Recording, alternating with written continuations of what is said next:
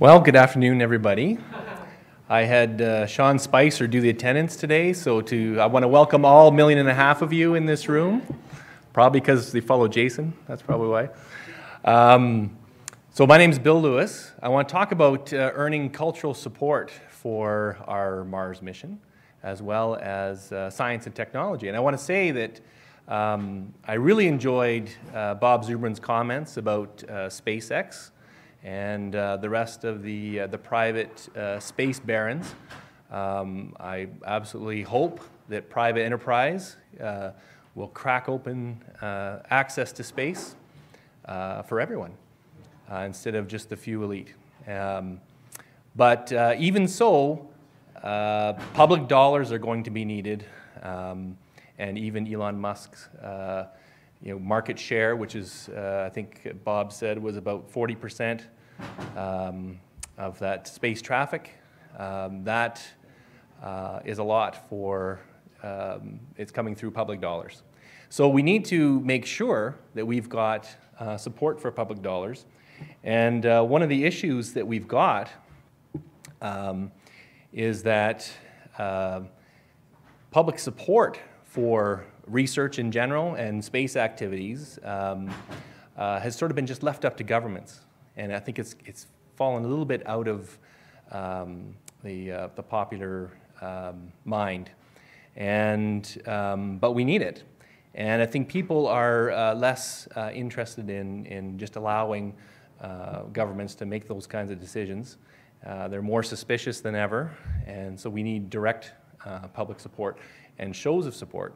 Also, the politicians are trying to read the public, and I know they do that imperfectly, but more, if we can demonstrate more direct public support for things like space programs and R&D, we will definitely be able to move the bar quite a bit further. And so the goal is that we want to extend direct public support. And I just want to step back for a little bit and just think about life in general. And the key criterion of life for success is adaptability.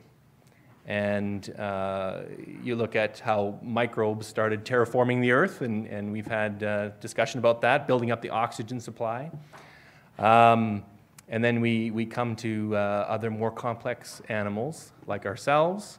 We're primates, one of the best generalists who can adapt without having to change our genetic genome, our components. We can adapt well to different situations. We're one of the few tool users among the animal kingdom, but let's make no mistake, we're the best. We have taken technology to a level that no other animal on Earth has, and that's allowed us to adapt to everywhere on the Earth, pretty much, if we decide to go there. There's a few places we decided not to go so far, but we could if we wanted to, and that's thanks to our technology. Going to Mars and becoming an interplanetary collection of species is something that only we can do. We obviously wouldn't be going alone. We're bringing microbes from within our guts to plants that we know that work well to help support our civilization. But it is the next thing that we need to do, and we can do it. But we're going to need public support to help accelerate that. So mostly I want to talk about how we can connect to the public in a bigger way, and not only just for the Mars mission or becoming interplanetary, but also for research as a whole and technology as a whole. There's starting to be global conventions and flat Earth societies. So we have to. We're missing the mark a little bit in education, maybe a lot. In some places. And the only way to solve this is, and this is a hard thing, we need to do more networking and outreach by the technical professionals. And that's not something that tech professionals tend to either want to do or think it's difficult. And what I want to show with a few examples is it may not be as hard as you think. And it's so necessary to connect with new people And you also may find more like-minded people. So I got some fun examples there. So first of all, let's talk about networking, and I'll come back to outreach in a little bit. And as I mentioned, when tech professionals think of networking, often they get little shivers down their spine, and I'd have to talk to people, and they try to shy away from that. But it's easier than you think. There's also not one way to do it. There's some people that get into a room and they shake everybody's hands, and that's not me, and that's probably not most tech professionals. But I want to tell you that there's a style that works for each individual person. So some of it is just trying to figure out, what your style is, and then work through some of the challenges. You won't always meet like-minded people, or you won't have successes right away, but you just got to keep on that horse. And keep an open mind as to the kinds of opportunities that you can get. In the next example, you'll see what I think was a pretty exciting example of a networking success that helped with outreach. Because when you do networking, if you keep an open mind, you're going to see some unexpected opportunities show up, and they'll take you in directions that you never thought you could go. And then one more thing I just want to mention is get on LinkedIn, get the app on your smartphone, and every time you meet somebody, add them on there if they have a profile, and that'll help you keep connected with people as you make changes in your career or you make posts. It'll all keep everybody informed. So this was pictures from a customer appreciation day that I did for my business, which is Engineering for Kids. I bought the first Canadian franchise way back 5 years ago. And so just to paint the picture, I was at this bar called Hudson's. The networking event was with the Chamber of Commerce. It was Chamber on Tap.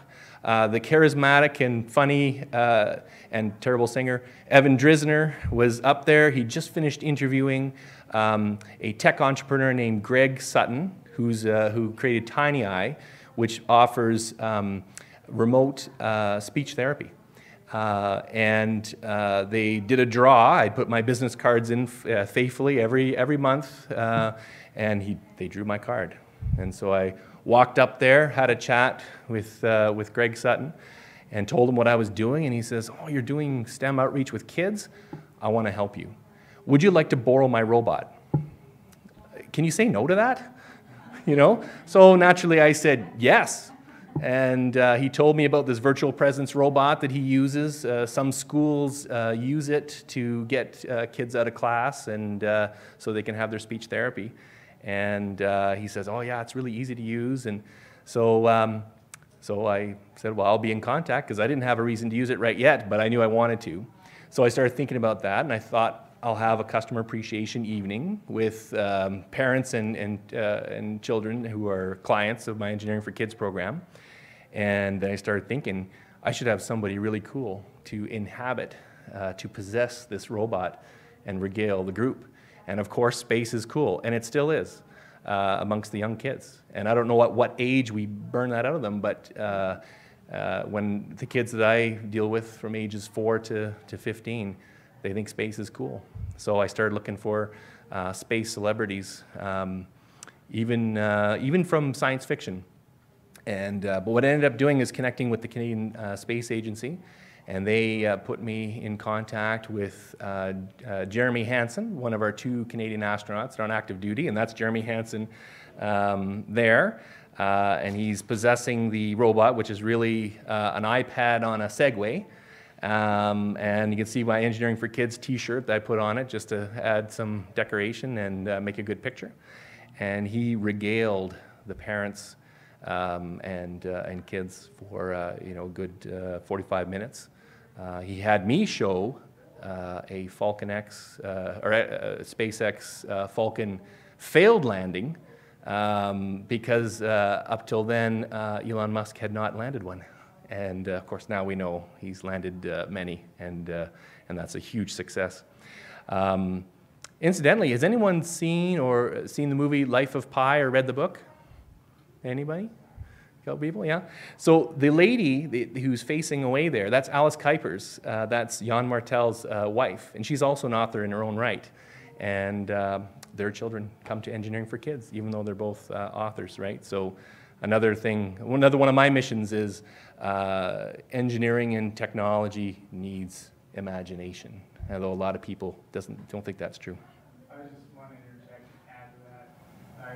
I was taught imagination and science are complementary, and then one day realized hypotheses come from the imagination. There's no other way to have an hypothesis, and I realized I've been hoodwinked by a bunch of liberal arts professors who wanted to basically have something that was all for themselves. So I think you should definitely leverage that. Right, yes. Science has a bit of art in it. So I don't know if the microphone picked up, but Jason says that those nasty liberal educators often try to claim all the creative bailiwick, and a scientific hypothesis is a creative process, and it's not even the only one that's in science and technology. So we need that out-of-the-box thinking. We need people to think of new ways of doing things, and therefore new science, new knowledge, new technology is going to result. So in terms of networking, I mentioned the Chamber of Commerce, but there are other business organizations. Also research parks. We have a local it's called Innovation Place locally, where there's lots of techpreneurs and people trying to advance science and research and human knowledge can go there and create new businesses. In the paper I submitted for this conference, I go into a lot more detail about the different groups that you could reach out to or that you could network at. But both of those groups tend to have very active people. Business people are always looking for the next opportunity. Also, business people tend to be pretty supportive. They especially if they built their own business from scratch, they know that the entrepreneur's goal or life is difficult and hard to get things going. Also, you learn a lot from people who are doing all kinds of neat things at research parks or in business organizations, and it's a great way to establish your own reputation too as you start meeting people. And then for me, it was a great source of recruitment. You start to find, those few people that are very active and very interested in the kinds of things that you want to do. And we'll talk a little more about that later. How many people think of this when they hear the word or the name Boston Dynamics? There's a few people, right?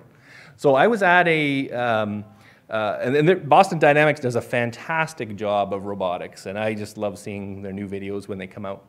But I was at this research park, so it's filled with techpreneurs, people who are up on science and tech. It was at a rebroadcast of Singularity U, which some of you might be familiar, but that we were hosting that locally in Saskatoon, Saskatchewan, where I'm from. And the presentation kind of went down, and we were on a break, and I stuck around and I talked to a few people and found out they had no idea about Boston Dynamics. They're in the tech field and no idea. And what I realized is there is so much information out here in the world that no one can master it. We all have information that no one else has. And I thought, something should be done about that. And so my friend Mike, who's the collaborative specialist, he went out of the room and left his laptop unguarded. So I leapt to, hijacked it, showed a Boston Dynamics video of the robotic dogs, and people really enjoyed that. And then Mike caught me. And he was happy, though, and we had a chat about it after and really realized that what's going on is that people's awareness of the current state of technology for the mankind's state-of-the-art is actually way down here. So when they go to movies and want this, have these desires for all this futuristic tech, what they see is the gap is huge, right? But they're wrong, because technology is right here, and the gap is small, and sometimes it's like this. And so we said, well, what the heck could we do about this? And I said, well, I'm happy to compile a bunch of stuff and give some talks. And he said, well, I'm really happy to host your talks and bring really good food and advertise. And so we got to work and sat down with their marketing group, and they produced a number of, they came up with the name Tomorrow Today Talks, and they produced a number of logos for me, one for each of the talks that I delivered. One was, the first one with all the paintbrush was Art Leading Technology. And I wanted to show that, you know, and we were just listening to a presentation just an hour ago about how science fiction and how the art and how all that imagination leads to the next generation of technology. And it was lots of fun to deliver. The next one was called Accelerating Computational Speed. We talked about things like driverless cars, and we talked about what actually is intelligence and our human biases that we bring when we talk about intelligence. Those biases that tell us things like, well, humans are at the top of a linear scale of intelligence. And I wanted to break that up and show that there's all kinds of complementary intelligences, and that we should be more generous with that label, and we should think about artificial intelligence in a different way. So delivered that chat. We were started doing one a month, and then the last one, and this is the one, of course, most excited about, was entitled Becoming a Collection of Interplanetary Species. Because as I mentioned before, it's not just humans going. We're going to bring Earth life. And it's a noble goal, as I mentioned. It's where only humans can do that. So we delivered these talks, February, March, April, and at each one I said, I'm looking for action figures that want to do something about this, that want to help close that gap in perception, that understands that technology is developed to help people, and our people should have that technology. So wherever we are, so to try to find out what are the obstacles to adopting these technologies. And one of the fellas that I found through those talks and through my business and networking, he loves the idea of driverless cars, and he said, "What do I do? I'm not a techie guy." He says, "That's not what we need. We need people who can communicate. We need people who can make phone calls. We need people who will meet with people." And he's right on board, because we're all technology users. We don't have to understand everything behind it. So we talked about networking, talked about getting a group together, and the next thing would be for outreach. So the whole goal of outreach then is to change that gap, right, in awareness, and also find more people. Find more people that are interested in what you're doing, and wanting to, and subscribe to that mission of trying to bring more technology, that higher level technology, bring it sooner. And we also want to identify people who are, I called it latently interested. So these are people kind of like me when I was a kid and went, oh, I love space stuff, and researched all kinds of things. And then when it came time to, have a job and all that, it was like, oh, I don't see the path forward in space, right? So I went to another logical path, and then now here 20 years later, I'm here at the Mars Society going, I want to do space as much as I can, or make it easier for space to happen. And so there's a lot of people out there that don't see the path, forward. And so we're going to, well, I'll mention that in a little bit. Another good thing to do is to volunteer. And there's a lot of different ways. In the paper that I submitted, talked about a lot of different ways that you can volunteer to try to get out there and send your message. Now, a couple tips is to use layman's terms. Out-knowing anybody is not worth anything, because we all have smartphones and we all have information that's valuable. So you got to find ways to, for people who don't have all the educational background, to make sure they connect to the concepts and what you're doing. And public speaking is not necessary if that's not your thing, but boy, it sure helps. And it's a skill you can develop. So one of the things through my networking that I found out about was called the 3-minute thesis. And this is a wonderful competition for graduate students. As you can see, it happens in 647 universities in 66 countries. But basically, graduate students have 3 minutes to present their thesis. They're not allowed to use big words. They can only use layman's terms, and some fail at it, but they give it a shot. They have one slide to complement their presentation. I was asked to be a judge through an employee that I had, asked me to be a judge. And it was a wonderful experience. You know, went through 44 presentations, and some of those graduate researchers are excellent communicators already. The problem is they don't have an audience. I mentioned ivory tower here. They're not intentionally isolating themselves. They're just really into their research, and they gotta be, because there isn't a lot of money in it usually. So they're passionate about their research, and they end up being part of this ivory tower. And they would love to connect with other people. They have no idea how.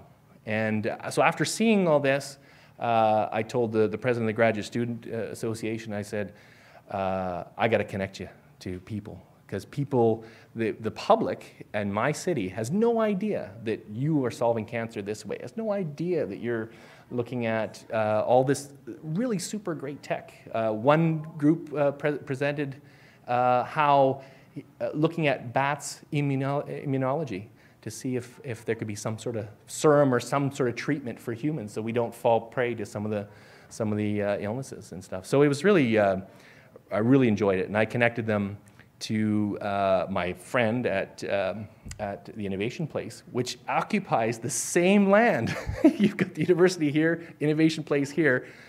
They had no idea. You know, so now they're doing lightning talks as part of their monthly pie o'clock. You know, pie as in P-I, but they do serve pie as well, and beer. But so now they're there. I got them involved in the Chamber of Commerce Health Opportunities Committee. And it was my pleasure to introduce the second place winner from the competition that I judged. And she just knocked it out of the park. And everybody was amazed and looking forward to having a stronger connection with the research community. And those were 2 small little things. I think it was 3 emails. And now the public is starting to hear about this great research that's being done. And it could be space research as well. Yeah. So basically talking about educating children, that's what my business is all about, and trying to help them learn problem solving, which we heard in the plenary talk. Help them, there's all kinds of, like schools are very happy to welcome volunteers, speakers. It's great for the teachers because they can get a break from being in front of the classroom. And you can help them meet their science and technology objectives that they have to teach. And they're happy for you to do that. And it's really easy if you're a little concerned about public speaking. Talking to kids is really easy. You know, they're already interested in what you have to say because you're new to them. And you know, as long as you can keep the big words down, if there's some tactile activity that you can do with them, they will remember it forever. And you may help direct young people into either a hobby or a career in this latent interest they didn't even know they had. So, and it feels really good.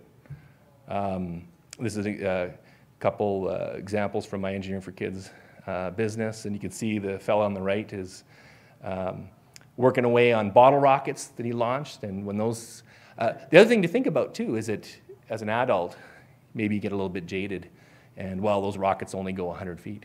To a kid, that is amazing. That is huge and memorable, and those emotions write those memories hard into their brains. So you want to connect, you want to create those kind of situations where they really enjoy it. And now what I'm doing is I've wrangled my action figures that I found and created the Tomorrow Today Society. And we're right now active in trying to build awareness of the public about the technology that really exists out there, try to be that voice, and then also try to be active in trying to improve the level of technology that we use. One of the things we're doing is we're holding a Yuri's Night, which I heard about here last year, and we're going to make it a 2-day event, and we're going to try to find all the different space workers and researchers in the area and make sure that they're shown, because I want kids, and we're going to talk to the kids to make it a field trip. I want kids and adults to realize that there are people doing space work right in the town they live in, and they just don't know. And they didn't realize there's a path there. And once they realize there is a path, you know, they will carry on. And just one last point is that you know, we want to expand demonstrations of public support, because politicians will see that and they will infer from that that perhaps they should have talking points and put some dollars into science and technology research and space programs. And we don't need 100% support. I don't even know if it's achievable. Those flat earthers are really serious about the flat earth, even as they fly over the globe to get to their conferences. So I don't think it's 100%, but even a very small amount of activity and demonstrations will make a difference to the politicians. Public purse is open to what we want, and progress will entail. All right, well, thank you very much for coming.